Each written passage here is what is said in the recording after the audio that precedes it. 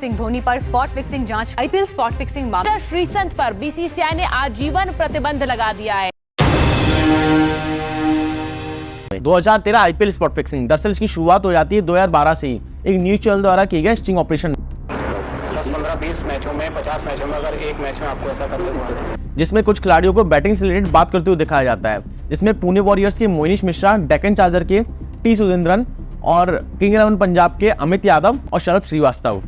तब मैटर इतना उछलता नहीं है क्योंकि प्लेयर इतने बड़े नहीं होते हैं, बात वहीं के वहीं दबा दी जाती है और खिलाड़ियों को सस्पेंड कर दिया जाता है। ये वही दौर था जब सट्टा खुलेआम चल रहा था और पुलिस इतना एक्टिवेट थी नहीं। हालांकि सट्टा तो आज भी खुलेआम चल रहा है, आपको हर गली मोहल्ले में सट्टा लगवाने वाले आराम से मिल जाएंगे। एक ठेले वाले से लेकर एक शोरूम वाला तक बुकी बना बैठा हुआ है। एक छोटे बच्चे को पता होता है कि हमको सट्टा लगाने के लिए कहाँ जाना है, पर हमारी पुलिस को पता नहीं होता। ये बात आप भी अच्छे से जानते हैं। तब मैटर इतना उछलता नहीं है, वहीं के वहीं दबा दिया जाता है और बात आई की गई हो जाती है। मैं निकलता है 2013 आता है। सीबीआई 42 लोगों के खिलाफ एंटी नेशन एक्टिविटीज़ में एक चार्जशीट फाइल करती है, जिसमें मुख्यतः दाऊद इब्राहिम, छोटा शकील और संदीप सेंडी का नाम होता है। सीबीआई काफ़ी टाइम से इनके पीछे लगी हुई थी और उनको पकड़ना चाह रही थी। और इस केस से रिलेटेड सीबीआई के हाथ कुछ डोमेस्टिक नंबर लगते हैं, जिसकी कॉल ट्रेसिंग का काम वो दिल्ली पुलिस की एक स्पेशल सेल को दे देती है। और जब स्पेशल सेल इस केस की आगे जाँच करता है तो उनके हाथ में एक नंबर लगता है जो मुख्यतः जिसमें पता लगता है कि इसकी बात लगातार पाकिस्तान में हो रही है। और इसमें मुख्यतः एक नाम निकल के आता है अश्विनी अग्रवाल का। और जब अश्विनी अग्रवाल की कॉल रिकॉर्डिंग को खंगाला जाता है तो उसकी बात सुनील भाटिया और किरण डोले से हो रही होती है। और जब इन दोनों की कॉल रिकॉर्डिंग को सुना जाता है तो उनकी बात राजस्थान रॉयल के अजीत चंडीला और फिक्सर जीजू जनार्दन से हो रही होती है। और जब जीजू की कॉल रिकॉर्डिंग को सुना जाता है तो पता चलता है उसकी बात श्रीसंत से हो रही थी। जब दिल्ली पुलिस को ये पता लगता है तो वो इस केस की अलग से जांच चालू कर देते हैं और इस केस से रिलेटेड सारी रिकॉर्डिंग सुनने लगते हैं। मामला काफ़ी हाई प्रोफाइल था तो ठोस और पुख्ता सबूत इकट्ठा करना जरूरी थे। पकड़ने तो दाऊद इब्राहिम को जा रहे थे, पर धोखे से इनके हाथ में आईपीएल की फिक्सिंग लग जाती है। और वही दूसरी ओर एटीएस डीजीपी राकेश मारिया के पास अपने एक सोर्स से कॉल आता है कि एक नंबर की लगातार बात पाकिस्तान में हो रही है। और जब उस नंबर की आगे जांच की जाती है तो वो नंबर निकलता है पाकिस्तान के एम्पायर असद रौफ का। असद रौफ तब आईपीएल के एम्पायर भी थे और मुंबई पुलिस भी इस केस की रिकॉर्डिंग चालू कर देती है। मुंबई पुलिस और दिल्ली पुलिस दोनों सेपरेट इन्वेस्टिगेशन कर रहे होते हैं क्योंकि पुलिस डिपार्टमेंट में क्रेडिट लेने का काम काफ़ी चलता है। हम फर्स्ट। समय निकलता है, डेट आती है 5 मई 2013, पुणे वॉरियर्स और राजस्थान रॉयल का मैच। फिक्सर अमित सिंह और अजीत चंडीला की बात से पता चलता है कि अजीत चंडीला अमित सिंह को अपने सेकंड लास्ट ओवर में 14 रन से ज़्यादा देने को बोलता है। इस पर पूछता है कि सिग्नल क्या दोगे, तो अजीत चंडीला बोलता है कि अपनी टी शर्ट को 2 बार ऊपर उठाऊंगा और हवा में देखूंगा। भाई इंडिकेशन क्या दोगे? इस पे अजीत चंदेला ने बताया कि भाई मैं अपनी दोनों टी शर्ट ओवर शुरू करने से पहले अपनी दोनों टी शर्ट ऊपर उठाऊंगा और उसके बाद फिर नीचे करूंगा और फिर मैं ऊपर की ओर देखकर अपना ओवर शुरू करूंगा। और नेक्स्ट डे सेम वैसे ही होता है और ये सारी बात दिल्ली पुलिस रिकॉर्ड कर लेती है। और कुछ दिनों बाद 9 मई 2013 राजस्थान रॉयल और किंग 11 पंजाब के मैच में श्रीसंत और जीजू जनार्दन की कॉल रिकॉर्डिंग से पता चलता है कि जीजू श्रीसंत को अपने सेकंड लास्ट ओवर में 14 रन से ज़्यादा देने को बोलता है और सिग्नल देने के लिए बोलता है कि अपनी पैंट में टॉवेल लगा लेना और वार्म अप थोड़ा ज़्यादा करना, जिससे कि हमको पैसा लगाने का टाइम मिल जाए।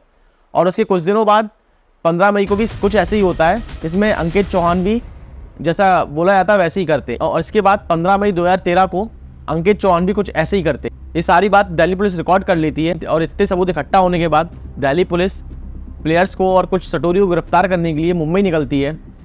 और श्रीसंत को होटल इंटरकॉन्टिनेंटल से फिक्सर जीजू जनार्दन के साथ पकड़ा जाता है और अंकित चौहान और अजीत चंडीला को होटल ट्राइडेंट में सारी टीम के साथ पकड़ा जाता है। ये वही दिन था जिस दिन 14 और सटोरियों को गिरफ्तार किया गया था। और जब ये बात रघु अय्यर को पता पड़ती है तो वो ये बात कोच पैडी उपटन, कप्तान राहुल द्रविड़ और ऑनर शिल्पा शेट्टी और राज कुंद्रा को बताते हैं। और सारा मैनेजमेंट ये डिसाइड करता है कि ये बात मीडिया को बता देनी चाहिए और नेक्स्ट डे प्रेस कॉन्फ्रेंस करके ये सारी बात मीडिया को बता दी Spot fixing and corruption have hung over the game of cricket, which is extremely sad and dangerous. जाती है। और जैसे ही बात मीडिया में आती है सारे देश में खलबली मच जाती है। क्रिकेट प्रेमी सकते में आ जाते हैं और आए भी क्यों ना, क्योंकि एक स्टार क्रिकेटर श्रीसंत का नाम इसमें आया था। श्रीसंत उस वक्त के बहुत ही बड़े नाम थे और श्रीसंत का नाम सामने आने से सबको बहुत बड़ा झटका लगता है। और जैसे ही ये बात महाराष्ट्र के गृह मंत्री आर पाटिल को पता चलती है तब वो crime branch joint commissioner Himanshu Roy और एटीएस डीजीपी राकेश मारिया को बुलाते हैं और पूछते हैं कि हमारी नाक के नीचे दिल्ली पुलिस इतना बड़ा ऑपरेशन करके गई और हमको खबर तक नहीं थी।